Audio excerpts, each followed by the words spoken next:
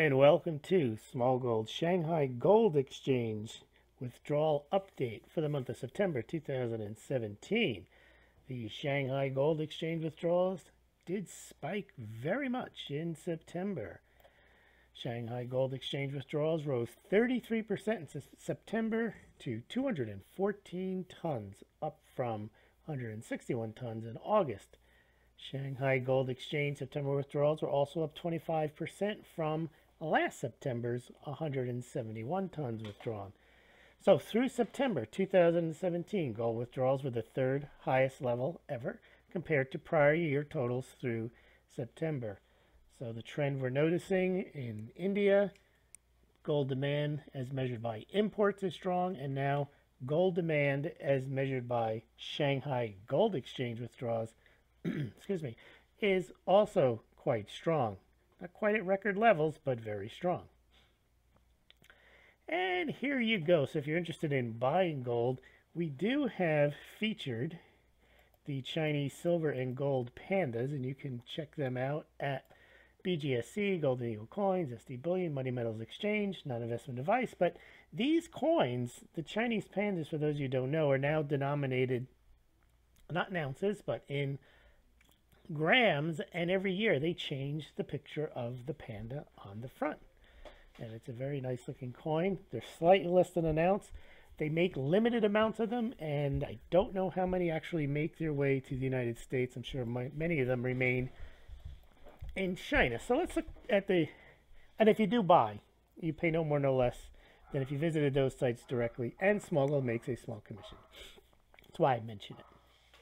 In any event, Shanghai Gold Exchange withdraws, very strong month. If you look here, I've been tracking the Shanghai Gold Exchange for quite some time here. You can see this is one of the better months, September, well over 200 tons. There's been other months over 200 tons, but only one in recent times is since 2016. It's only happened 2 or 3 times. So a very strong month in September.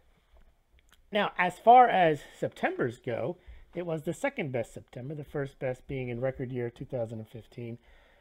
So it's no exaggeration to say that gold demand as measured by Shanghai Gold Exchange withdrawals is quite strong. That's the point I like to make every time I cover this, is the Shanghai Gold Exchange, while it deals in contracts, there is a large amount of physical gold withdrawn from the exchange versus COMEX, where most of the traders are not to take delivery. They're there to get exposure to the price. They trade the contracts. A lot of them sell them short. For example, bullion dealers, when they buy their gold or their silver, they basically sell short a corresponding amount so that they will make their profit if the price goes down, provided they can sell their inventory. Coin dealers don't buy coins and hope they go up.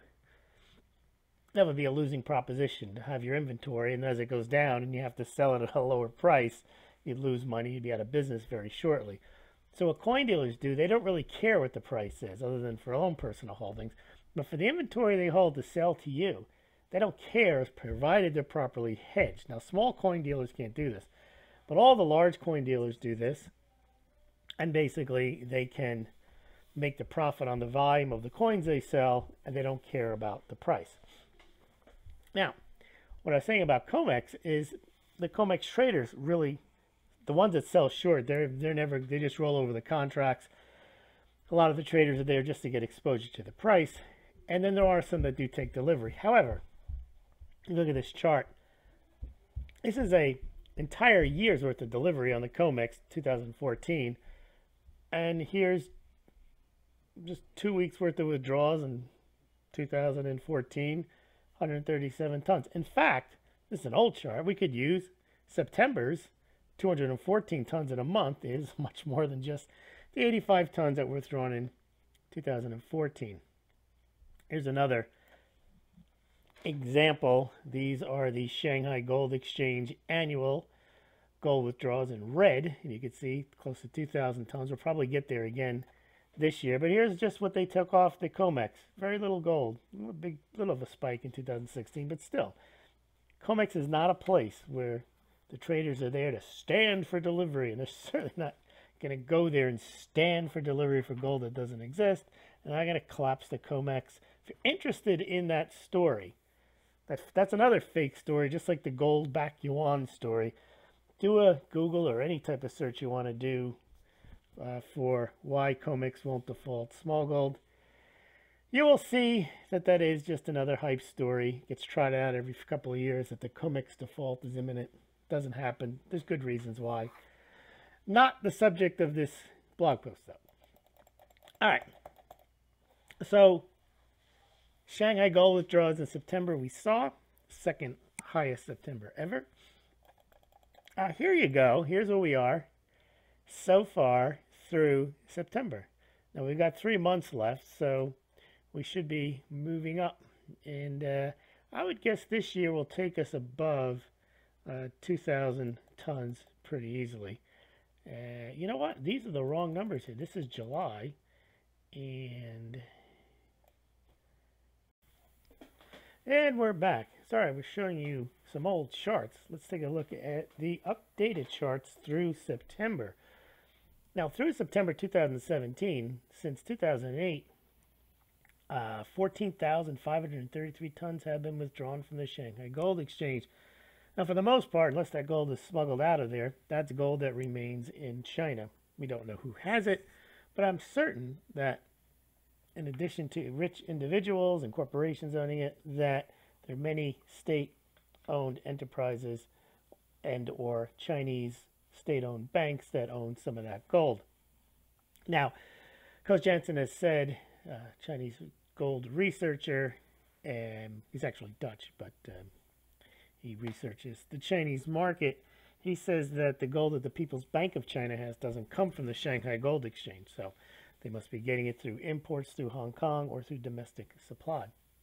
Of course, imports do make their way to the Shanghai Gold Exchange. But let's look at the numbers through September. Now, through September, it's 1,500 tons so far. Last year, it was less.